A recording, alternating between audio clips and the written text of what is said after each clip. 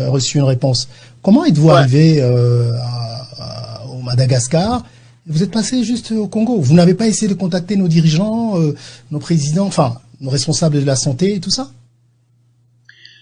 Marius, lorsque nous avions fini à écrire le protocole, parce que je devais d'abord soumettre ces projets, quand je l'avais écrit, j'étais en train de solliciter 4 millions d'euros de financement ici en France. C'est comme ça qu'on avait écrit ces protocoles, d'abord.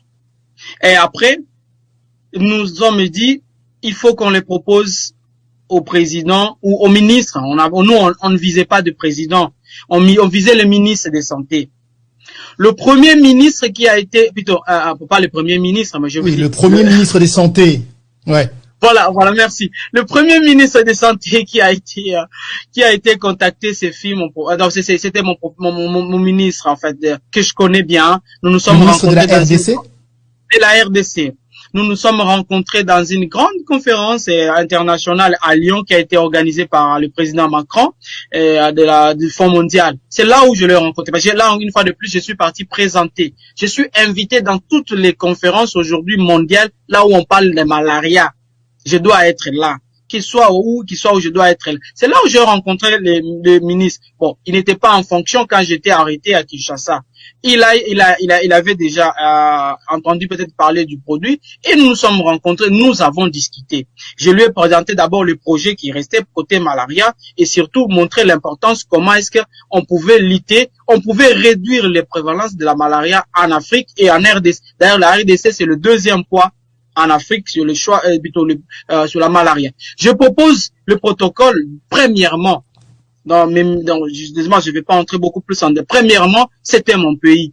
J'envoie. Et Lucille, la dame, parce qu'elle me connaît, j'ai l'amour exagéré pour mon pays. La dame qui a fait elle avait sur France 24, sur Jeune Afrique. Elle me dit, Jérôme, qu'est-ce que t'en fais? Je dis, je propose d'abord à la RDC, puis je vais voir. Et puis je te reviens. Parce que je savais que j'ai un contact un peu en RDC avec le ministre. J'étais fier. Je me disais, ouais, c'est d'abord mon pays qui va répondre le premier. Et on a envoyé au ministre. Aucune réponse, Marius. Aucune réponse. Après, je ne me suis pas découragé.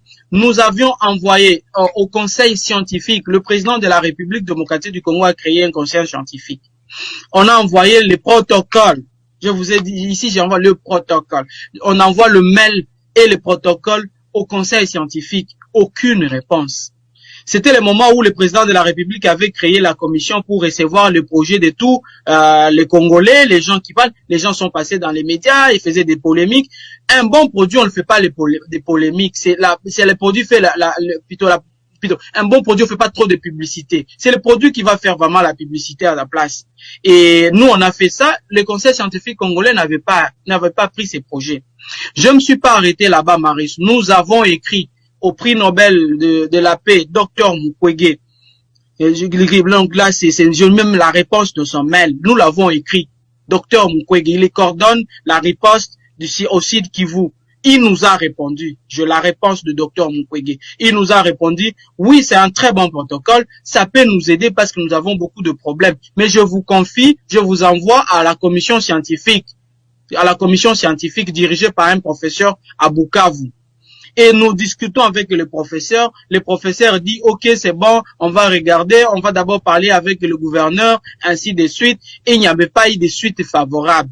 Et on était fatigué, on a dit, ok, c'est bon. J'ai créé un groupe maintenant des chercheurs africains que je connaissais parce que j'avais lancé ce qu'on appelle le manifeste du monde médical africain. Ces manifestes-là qu'on avait adressés au Fonds mondial, où nous avons plus de 450 chercheurs africains là-dedans que je dirige en fait.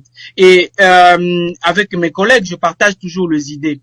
Alors nous avions sélectionné, comme j'avais passé beaucoup de temps en République centrafricaine, je connais le ministre de la Santé, ainsi de suite, en République centrafricaine. Nous avons pris la République centrafricaine, nous avons pris le Burkina, le Bénin, le Madagascar, le Rwanda.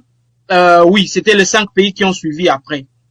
Nous avons envoyé le même type de mail, plutôt. C'est le même modèle de mail, parce qu'on avait juste un seul modèle de mail et on cherchait les adresses email. Tellement que j'avais les adresses email de plusieurs ministres que je connais, que j'ai déjà rencontrés lors de conférences, on a balancé comme ça. Et c'est la République de Madagascar qui a mordu à l'hameçon.